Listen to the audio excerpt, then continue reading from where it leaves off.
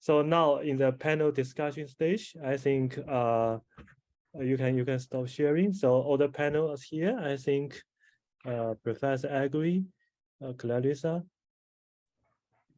Is Endang here? Yeah, I think is everyone here. So I will speak. Let me see the collected question from the audience. So first, I think is for Andrew. So how long can you store the sample under minus 80 degrees to still effective for further study? So I will add it to the question. How long can we still use the sample for measuring under minus 20 degrees? So for example, we have samples over hundreds, thousands of people under minus 10 degrees for over 5 years. Is that still work or not? So the honest answer is, I do not know. There are various studies who explored that, but not very long-term oriented studies. I'm aware of a study who uses frozen stool samples for fecal transplantation. So for example, for treatment of Clostridioides difficile. And there they had proven effects even 6 months after minus 80 storage. So there the cells and the diversity still seems to be functional. And in theory, this may work much longer. But I don't know if this is valid after 10 years or 20 years. And our experiment, this is the reason why we do these experiments, to actually find out, at least after 1 year, we will have a good estimate, and maybe we can model and check again after 2 years or 3 years, and then make a more long-term study. Yeah. I think a very important factor is how long are the samples outside of the freezers before they go into the freezer. That's a very, very important a factor in influencing basically the how do you say that, the viability of the bacterial cells. Yeah, I'm wondering, for example, if it is stored under minus 20, for example, so all the specific bacteria will change in the same direction, right? So in our analysis, in large-scale statistical analysis, maybe the sample size will somehow collect the errors, the change. I fully agree with you 100%. If you have let's say a systematic error across all samples, and you do then a statistical analysis, that's fine. But if you have, let's say, different storage conditions in a large, one is stored at minus 20, the other at minus 80, different protocols were used, you should really statistically correct for this. Yeah. So thank you. So I think the next question for Niranjan. Is Niranjan here? I think Niranjan has gone, so just okay. Skip. Sorry. So for Endang, I think there's already a discussion in the chat room. So I think, but we think I think it's still worth mentioning this problem. I think the AKK, right, the species were very high in the undernourished children. And I'm wondering whether there's an effect of, different effect of AKK string level, effect. Is that possible? That some different, AKK will have a totally opposite effect on health. Yeah, this is also surprising me, this result. Yeah, because Akkermansia usually uses even used for probiotic, to maintain the healthiness, particularly for metabolic disorder. Because for metabolic disorder person, Akkermansia reduce significantly. So this bacteria, particularly the species of Mucinipilla, used as a probiotic. But in our case, it's different. Yeah, we found this Akkermansia in our really severe undernutrition. So we also surprised of it. So I think another question here also, I'm not sure whether you answer or not. So is there any other study found a similar, phenomena or association? Yeah, not yet. Yeah. Okay. I must Googling more about the Akkermansia and undernutrition. Yeah. Yeah. Okay. Good. So next question is my personal question for Clarissa. So in your kind of different in your study, which you collected samples from different regions of Indonesia, right? So the sample size seems quite moderate. So do you think it will be a problem of false discovery or overfitting issue, because the dimension of microbiome is way much larger than your sample size? And how about the external validation one? Because microbiome study, we always need a validation to make sure that this is true findings. Yeah, I think that's a valid concern. For a few of these communities, they're small communities. These are not like big cities. So we're interested not in the Indonesian patterns, but we are interested in the more of the localized patterns. So for more, like for the Punan Batu Saja community, there's probably about like 100 people at max in their population. And with our last sampling, we managed to collect about a quarter of that, and we are still interested in going back to the community and with an interest of collecting more samples and engaging more with the community if possible. And so with the questions about a false discovery, and this is also a valid concern because of variations in microbiomes are really large, as you say. And that's why we have to be very careful and very picky about what discoveries and what findings that we reported. And typically we are probably not going to be able to make a confident correlations with markers that are have very little presence in the community, and probably focus more on like the global or markers that are more with higher prevalence and higher abundance in the community. But yeah. Yeah, do you think that the different region is any effect of host genetic affect these microbiome?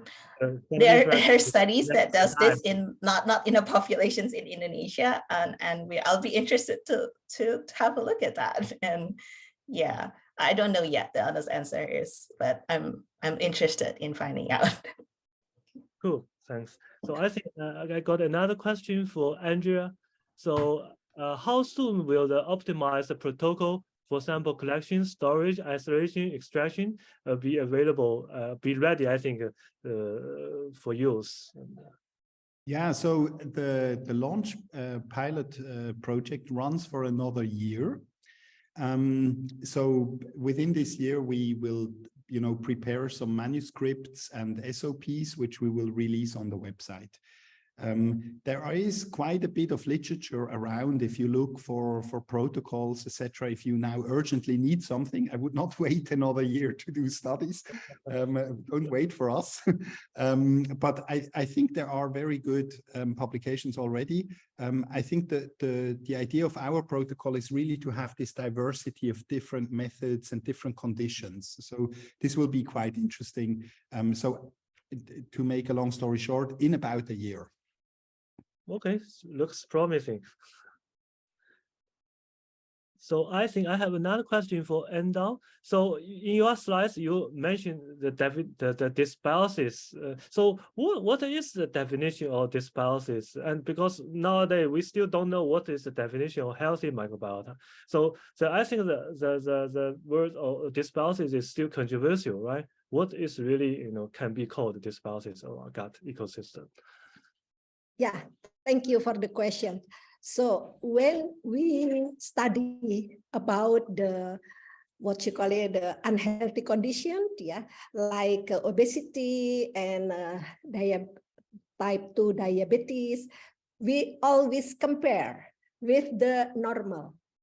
So when there is a difference between these two conditions, we call it this as a dysbiosis. Though we cannot what we say, we cannot pick up the certain signature for what kind of microorganism that can be used as a signature. This is this biosis. We at the moment we cannot do that. It's a general kind of vague term to show the different, in microbiota profile between different disease group compared with normal control.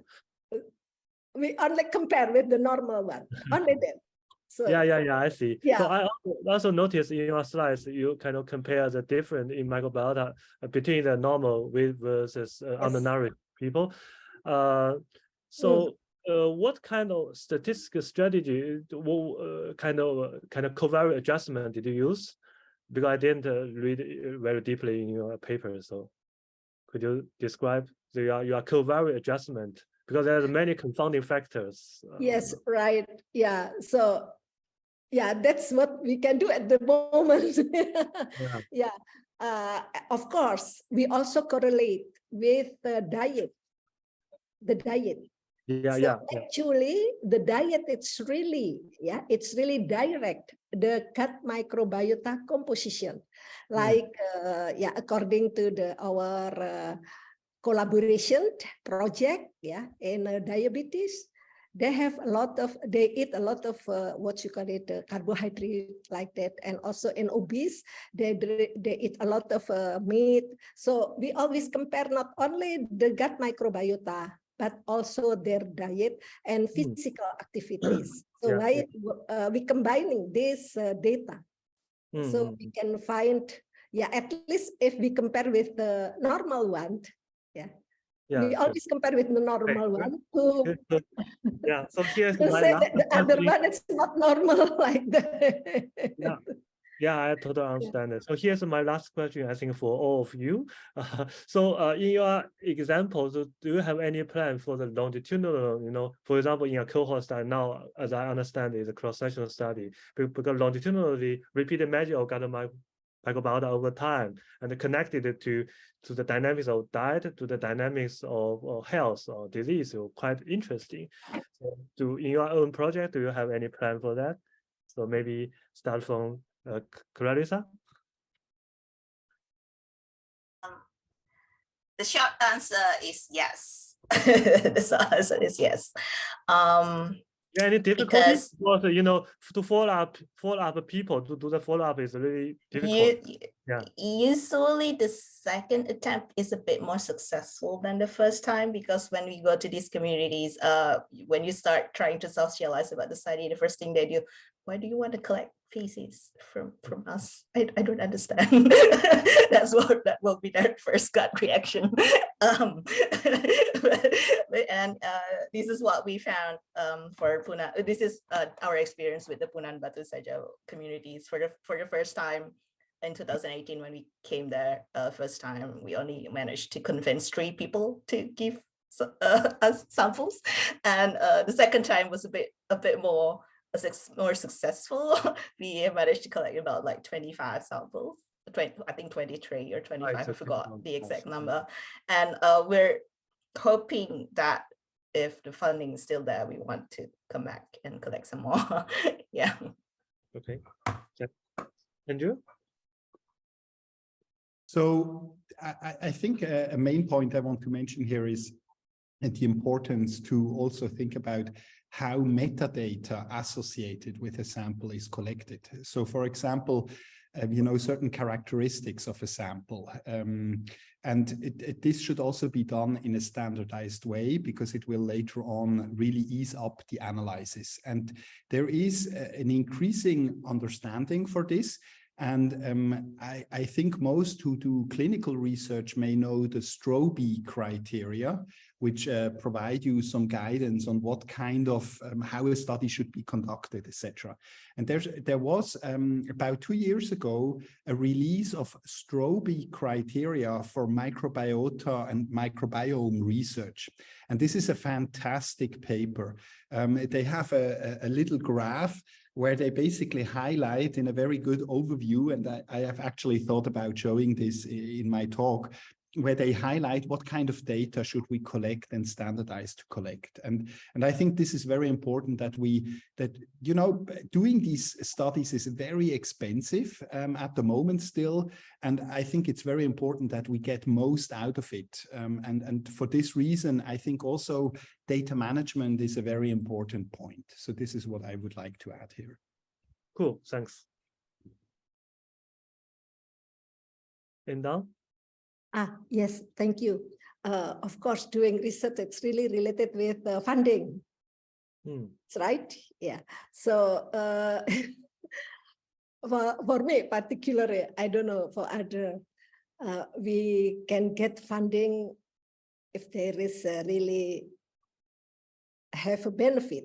For basic science, it's difficult, yeah, for me to get funding because we are in the, what you call it, in the university, and actually I'm working in the Faculty of Agriculture Technology, not in basic science. So I can get funding when I do a research on intervention of probiotic with the gut microbiota. So actually I collect the gut microbiota from several unhealthy conditions, because our big project is actually probiotic.